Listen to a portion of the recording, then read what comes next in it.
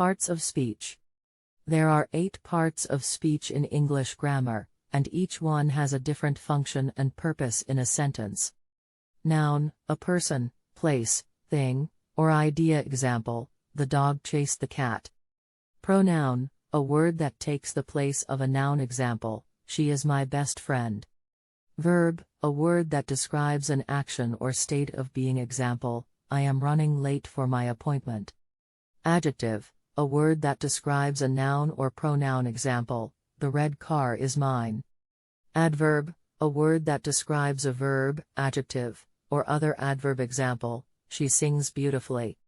Preposition, a word that shows the relationship between a noun or pronoun and other words in a sentence. Example, the cat is under the table.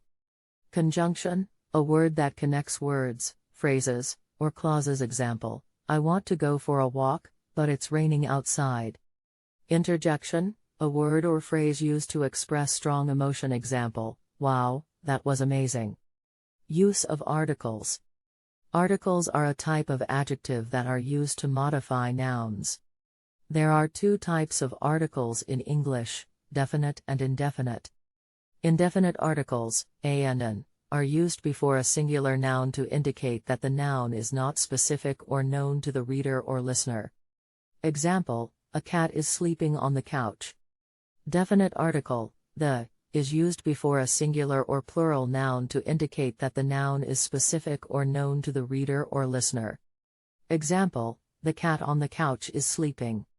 In general, a and an are used before a singular countable noun that is not specific, while the is used before a singular or plural noun that is specific. However, there are exceptions and specific rules that dictate when to use each article, and this can vary depending on the context of the sentence. Thanks for watching.